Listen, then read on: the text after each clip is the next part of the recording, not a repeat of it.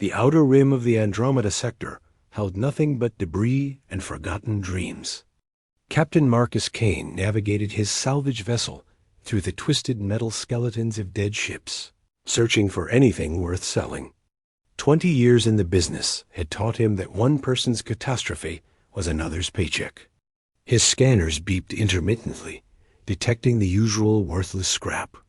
Then something different appeared on his screen. The signal was faint but organic. Marcus frowned. Nothing living should exist out here, millions of kilometers from the nearest habitable station. He adjusted course, weaving between the hulking remains of a colonial transport. The signal grew stronger. What he found made him forget to breathe. She floated in the vacuum, curled against the shattered hull of an escape pod.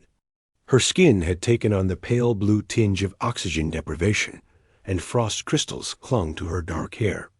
The pod's emergency systems had failed, leaving her exposed to space. By every law of physics and biology, she should have been dead for weeks. But her heart still beat. Marcus deployed the recovery arm with shaking hands. He had seen plenty of corpses in his career, but never someone hovering in that impossible space between life and death. The mechanical claws brought her into his airlock with careful precision. As pressure equalized and warmth flooded the chamber, he rushed to meet her. She gasped like a drowning woman breaking the surface, her eyes flying open. They were an unusual amber color, bright against her frost-pale skin.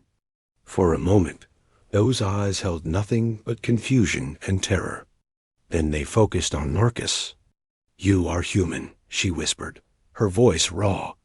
"So are you," Marcus replied, already wrapping her in thermal blankets. "What happened out there?" "They left me." Her voice carried no emotion, just flat statement of fact. The colony ship was attacked. Not enough pods. The captain decided who was worth saving. Marcus felt cold anger settle in his gut. He had heard similar stories before. When disaster struck and resources ran thin, some people revealed their true nature. It was never pretty. "What's your name?" "Lyra Voss."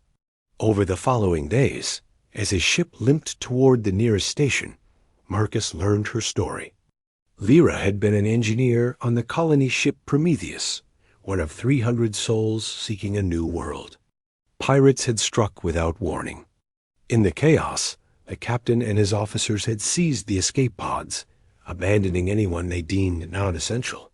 Engineers, maintenance workers, and passengers were locked in the lower decks. Lyra had fought her way to one damaged pod.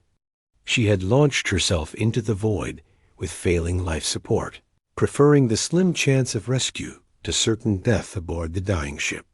Then she had done something extraordinary. She had used her engineering knowledge to modify her own biology. "Humans weren't meant to survive vacuum exposure," she explained, showing him the crude surgical scars along her rib cage. "But I had medical nanites in my bloodstream from a previous injury. I reprogrammed them, told them to preserve my core functions at all costs, even if it meant shutting down everything else." Marcus stared at the scars. "That's insane. You could have died a dozen different ways." "I was already dying." Lyra met his gaze steadily. "At least this way, I had control." The more Marcus learned about her, the more impressed he became. Lyra possessed a brilliant mind for systems and engineering. Within a week of recovery, she had improved his ship's efficiency by 30%. She redesigned the power distribution network using spare parts from his cargo hold. She optimized the navigation algorithms. She even fixed the coffee maker that had been broken for 3 years. But it was her emptiness that worried him. She worked with mechanical precision, never stopping, never resting unless Marcus forced her to. She ate because he reminded her. She slept because exhaustion finally claimed her. But there was no joy in anything she did, no spark of passion. She moved through life like one of the machines she so easily repaired. "Why do you keep working?" Marcus asked one evening as they shared a meal in the galley. Lyra paused, fork halfway to her mouth. I need to be useful. You're not a tool, Lyra. You're a person. Am I? She set down the fork. I was deemed not useful enough to save. My skills, my knowledge, my life, none of it mattered when resources became scarce. So I need to prove I have value. Otherwise, what's the point? Marcus recognized that look in her eyes. He had seen it before, in refugees, in soldiers, in anyone who had survived something they thought they shouldn't have. Survivor's guilt mixed with existential crisis. A dangerous combination. The point is that you're alive, he said quietly. That's enough, not for me. The conversation haunted Marcus. Over the following months, as Lyra continued to work herself to exhaustion, he tried different approaches. He told her she deserved rest. She ignored him. He tried to engage her in casual conversation about anything other than work.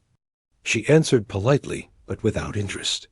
He even got angry once, demanding she stop treating herself like a machine.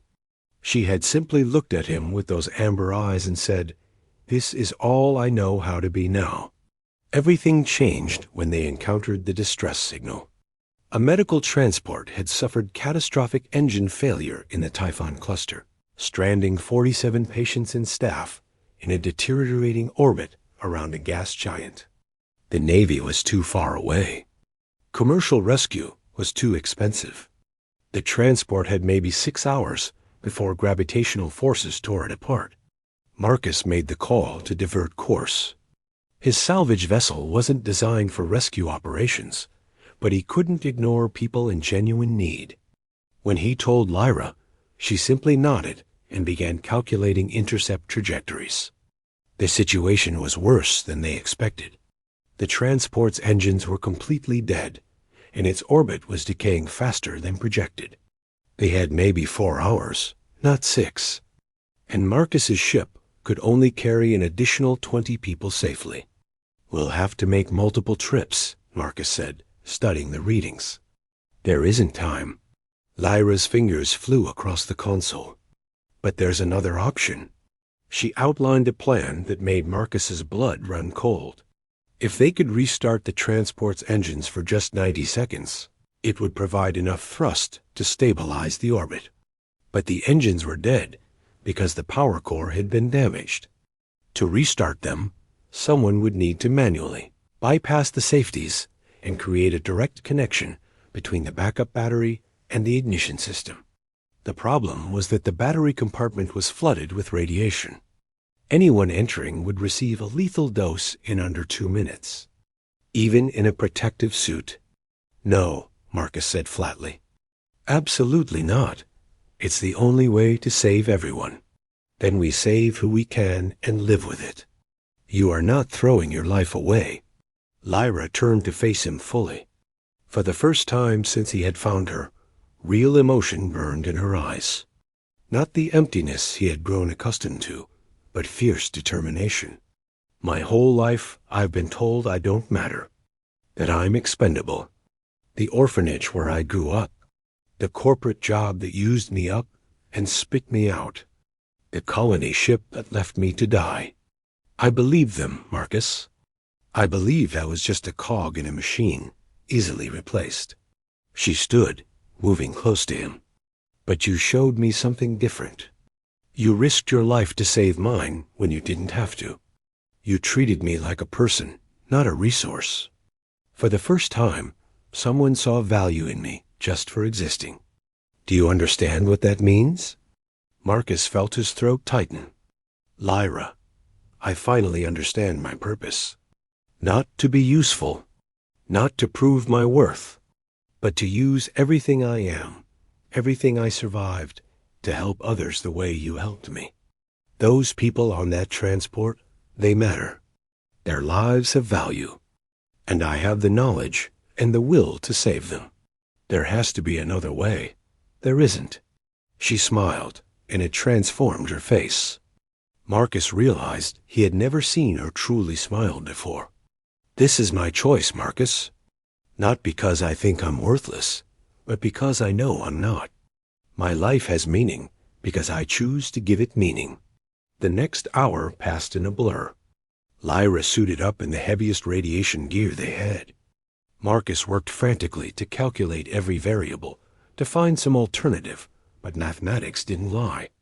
She was right. This was the only way. Before she left, Lyra turned to him one final time. "Thank you for finding me," she said. "Thank you for showing me that I matter." Marcus wanted to stop her. He wanted to lock her in the ship and find another solution. But he saw the purpose burning in her eyes, the clarity she had finally found, and he knew he had no right to take that from her. "You always mattered," he managed to say. "I just helped you see it?" Lyra entered the transport and made her way to the battery compartment. Marcus listened to her calm voice over the radio as she bypassed the safeties, rerouted the power, and initiated the ignition sequence. The engines roared to life. The orbit stabilized. She had done it. When they recovered her body, Lyra wore that same peaceful smile. The transport crew and passengers stood in silence as Marcus brought her back to his ship. 47 people alive because one person chose to matter. Marcus cremated her remains and scattered them in the Andromeda sector where he had found her, among the debris and forgotten dreams. But Lyra Voss would not be forgotten. She had found her purpose, and in doing so, she had shown 47 others that their lives held value worth dying for. He had found her at a space junkyard, just another piece of wreckage in the Vo,